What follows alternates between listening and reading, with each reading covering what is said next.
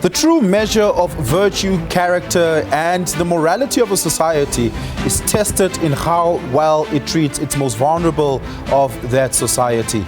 Good evening, my name is Oliver Dixon. Thank you for joining us and welcome to tonight's installment of Democracy 30.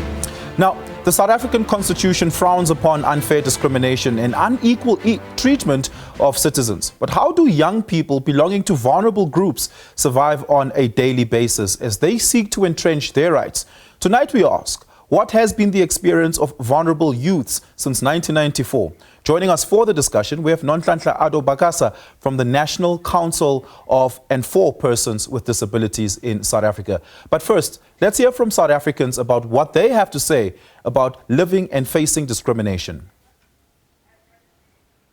You might not get the job that you've applied for because of the fear of not knowing how to best work with you as a person with a disability. If re market re khumana le gore ba re fa di internship ba re fa di learnership a ba re khumane mereko e sharp e permanent. So we need to work together to respect each other. When you see a blind person, you need to be able to help them and to work as a team. You'd often go to a police station as a gay man and try to report a crime. When you get there, you get secondary victimized. Or ke withdraw tšhelete go bankeng sentse ke khumane motho e le reng o tlo nthusha ka go ntsha tšhelete because ATM e go dimo a ke khone go fitlhella gona. There can be some improvements, but on the whole, it is a great thing that disabled people are really privileged. Some LGBT at Shoshangoveda discriminate them, but I'll try to assist them and send to Access Chapter 2. But they're afraid to come because they are still in the closet. So when we look back on how we need to socialize between the deaf and the blind people, we need to work together to be able to communicate with the blind people and work together. Thank you. The preamble of the South African Constitution is loud, vehement, and unequivocal in its rejection of discrimination in South Africa. But that doesn't mean that it translates into the reality of people in vulnerable sectors of our community. I'm going to begin my conversation this evening with Nonhlanhla Ado Bakasa. Nonhlanhla, good evening. Thank you so much for joining me. Really do appreciate it. Describe to our viewers what the present day lived reality is of somebody living with any form of disability in South Africa today, particularly young people. Good evening, Oliver, and thank you so much for inviting me to participate in this very important conversation that we're having here tonight. I think just to start us off, I would like to just explain that youth with disabilities do still face systematic discrimination in various sectors of South Africa. This could be education, employment, healthcare, and social services as well. And to give just a quick example or a simple example of what I'm speaking about here is perhaps a young person who is fresh from matric or even a graduate and they're looking for employment and they need transportation to get them to go to the workplace where they need to do the interview. And there is no public transportation available for them to just get into, just to make it to the interview. And I mean, this is just one example of the type of things that young people with disabilities are faced when it comes to, the way South Africa is placed. Yeah, so let's talk about the minutiae of that, right? The Constitution is quite clear, like I said, that no one should be able to discriminate against someone else on arbitrary factors such as mobility. And when we talk about spatial justice in South Africa, we talk about spatial justice often from a geographical proximity point of view, about how close you are to facilities, amenities, and nodes of economic access, social and political access. But spatial justice means something different for somebody who lives with limited mobility, for somebody who lives and operates in an environment that doesn't enable them to function fully when they have limited sight or even limited hearing. Talk to us about spatial justice and perhaps the progress or the lack thereof that has been made in South Africa over the last 30 years? Please allow me to just explain one important thing that I think everybody needs to understand this when we talk about disability. A lot of the time when I speak to people and they ask, what is your disability? People think that I'm going to refer to the fact that I'm a wheelchair user or my back, my spine has been broken. And they think that that is what the definition of disability is.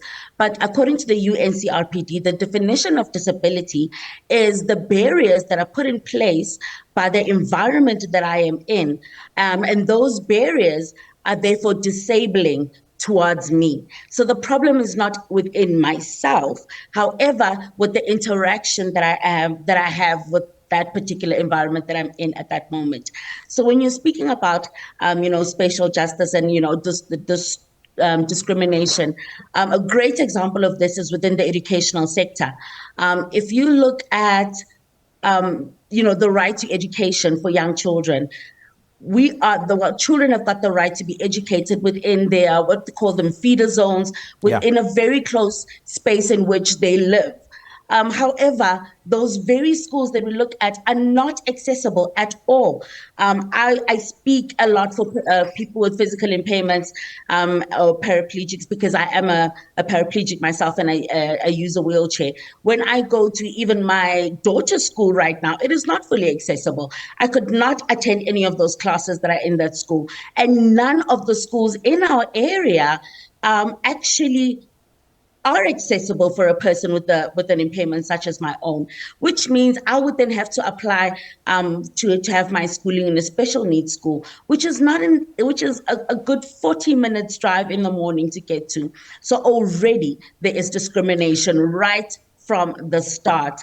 And this carries on all the way into young people going into tertiary as well, and even trying to find employment in South Africa. There's an unspoken about tax that people with disabilities, people living with disabilities endure. One that you only know about if you live with a disability. Talk to us about some of those. Oh my gosh, it is extremely expensive to be a person who lives with a disability in South Africa. And it's funny because when I now start looking for work so that I can afford this life, the opportunities are not there. So if I were to try and get into a taxi right now for, as I said, an interview that I would like to get work for, if I stopped a taxi as a person who's in a wheelchair, I would have to pay double the amount that anybody else has to pay in order for them to get into that taxi. That's because I'll be paying for myself and for my wheelchair. That's if the taxi is even willing to stop and wait for me to get in. Secondly, because of the way the car is set, I will probably need somebody else to be with me, to assist me, to maybe perhaps even get into that. And that costs even more. So you can imagine it. So you can imagine the cost that it comes to. Well, right now, thank goodness there's things such as, all these, I forgot what they're called, but your Ubers, your Bolts, all of those options. But how much do they cost? And if you look at also assistive options that they have, they're always higher than what it is for the average person that does not require assistance. So it is extremely expensive. Medical, the healthcare system is also very expensive because myself, you go into the health system and you try and say, look, something is happening, I need immediate attention. And then they say, we'll put you in for a scan 6 months later. It could be a kidney infection. In 3 months, I would be gone. Unless I go into the private sector. And then again, that'll cost me a lot more money as well. So these are just a few examples of how expensive it can be to be a person with disabilities in South Africa. Let's talk about definitions for a bit, Nonhlanhla. What does discrimination actually mean? My understanding is discrimination is an exclusion based on arbitrary factors, but discrimination can mean many different things for many different people. A lot of the environment that people with disabilities live in seem to exclude them based on arbitrary factors outside of their control. That's against the law, but you can't actually go and sue your daughter's school for not having wheelchair ramps. The lawsuit may not go anywhere. Is that not a contradiction in law as you perhaps understand it? Oliver, it will amaze you that I have gone into the highest court in Bloemfontein.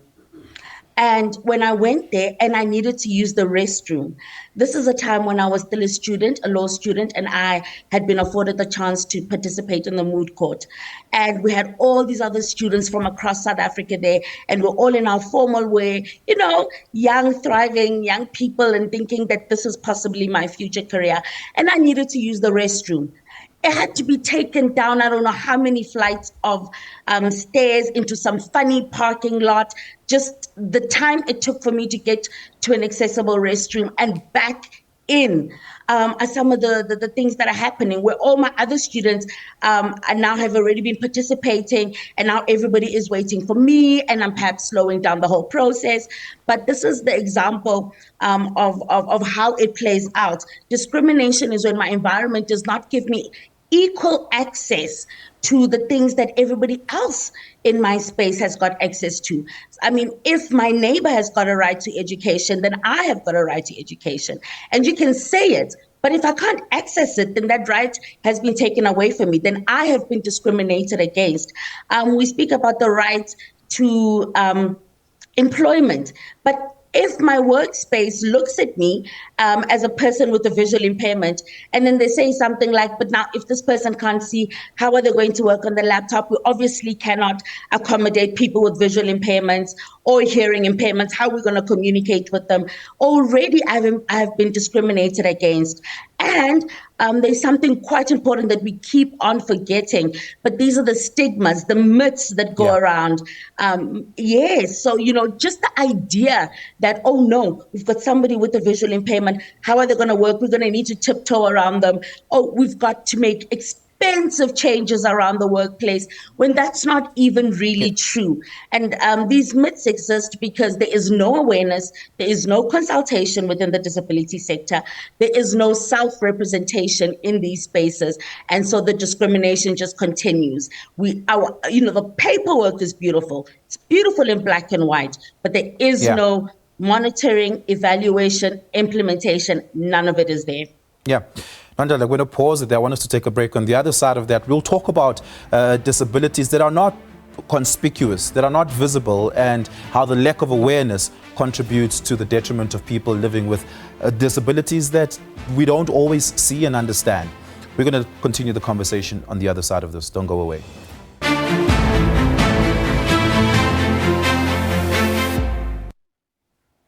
One of the progressive victories of South Africa's democracy was the outlaw of same-sex discrimination in South Africa. In fact, South Africa was one of the first countries in the world to legalize same-sex marriage. Yet, people who love people as the same sex as themselves are still deeply discriminated against. I want to welcome into the conversation Tsegofatso Magolego, who is a journalist and a member of the LGBTQI community.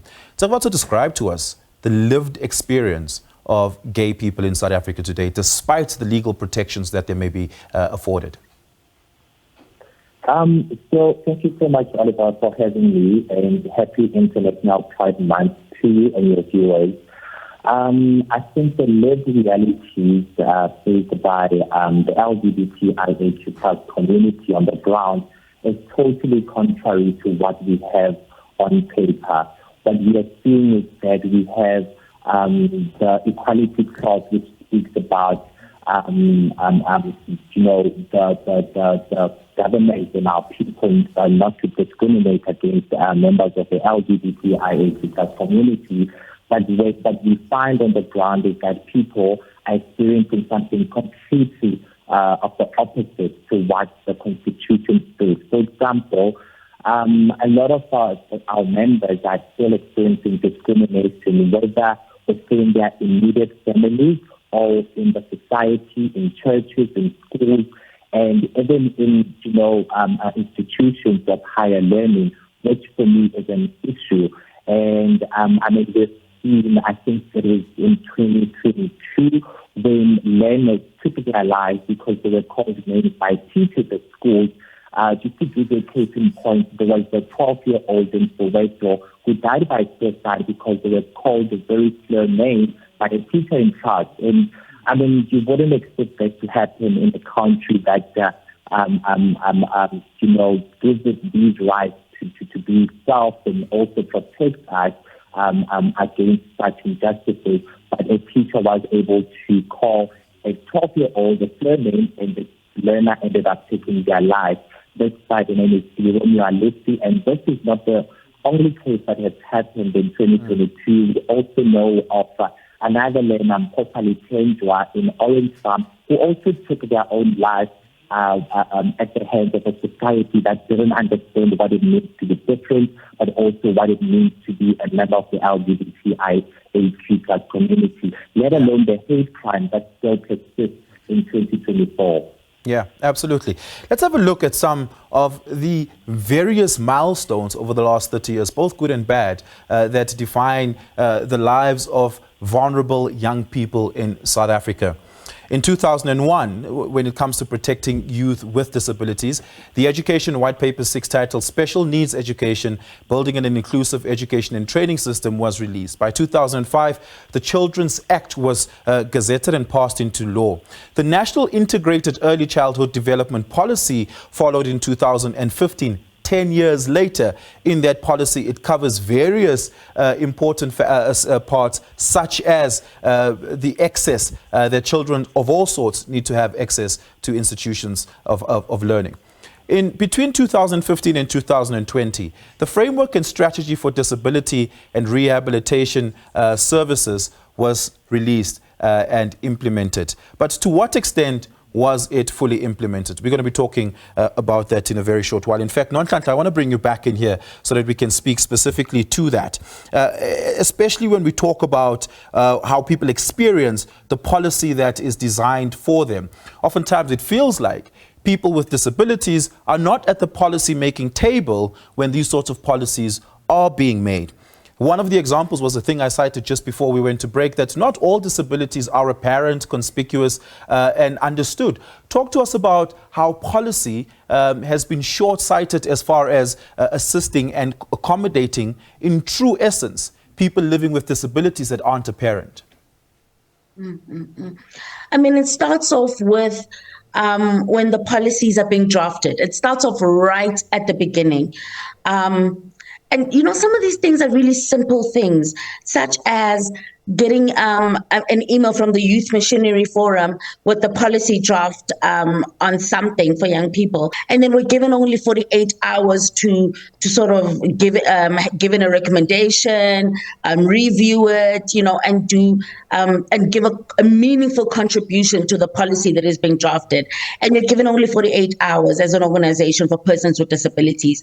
And you can also find that that is the only organization or the only group of people with disabilities that is being consulted with for those policies. So that's just one thing, but it happens quite a lot. There is no real consultation with experts in disabilities within South Africa, which really exist. We've got people who have been studying for years, who understand what disability is and who understand all the legislation and all the policies that need to be drafted, to understand how it can be done and how it can be implemented. But there is no consultation. And when people with disabilities ask, who did you consult? The question is normally in workshops. The answer is easily not provided at all. So it really starts with that. It starts with the drafting of those new policies and making sure that there is self-representation and that there is adequate and it's done properly. But as we said earlier on as well, we spoke about the monitoring of these policies, making sure that there is accountability mechanisms that are also put into place. We need to ensure that the implementation of these policies that promote the inclusion of young people with disabilities are already put into place, and we already know how can we make sure that this is happening. I don't know if you're also aware of this, but as a country, we have said that we are promising that in the year 2030 will be a fully inclusive South Africa, and you know we on an annual basis giving feedback to the UN about how we are making strides and making sure that we're getting there. but nothing that we're saying on paper is actually happening on the ground. We've got absolutely no idea if the people that are working in the government spaces, if the people that are working in the Department of Women, Youth and People with Disabilities actually understand how what they're writing in black and white actually implements and works on the ground itself. And sometimes when we go through these drafts, we see things as simple as the term people living or young people living with disabilities must be taken into consideration. If you cannot get just the legal and the politically correct term right in a policy, where are we going? Where are we going? What are you doing? It feels like somebody woke up yesterday and said, oops, we forgot to say something about people with disabilities in this policy. Just write whatever you can think of. I want to pause you there so we can look at some of the policy and legislative milestones over the last 30 years on this graph. You know, and South Africa's policy-making environment hasn't always been on par with the rest of the world's policy-making environment. Take a look at this graphic on the screen right now that describes to us some of these key milestones over the last 30 years, specifically legislative gains for people in the queer community since 1994. As our interim constitution came into place in 1994, it explicitly prohibited discrimination based on sexual orientation. By the year 2000, the Promotion of Equality and Prevention of Unfair Discrimination Act provided explicit protections against violence, discrimination, particularly in the grounds of orientation. It became illegal to fire somebody just because they were gay and you didn't like that. A very important piece of legislature was passed in 2003, and that is the Alteration of Sex Description and Sex Act in South Africa. So I want to bring you back into the conversation here, because this piece of legislation, for the very first time, was able to give expression to people who are of the trans community, that they can apply to Home Affairs to officially change their sex on their ID documents and other official documents of the state. But has that operationalized significantly for people in the trans community? Oliver, the issue that we are seeing, that we are having, is with implementation of these very policies that we have. This is all well that we have those on paper, but the implementation is the problem.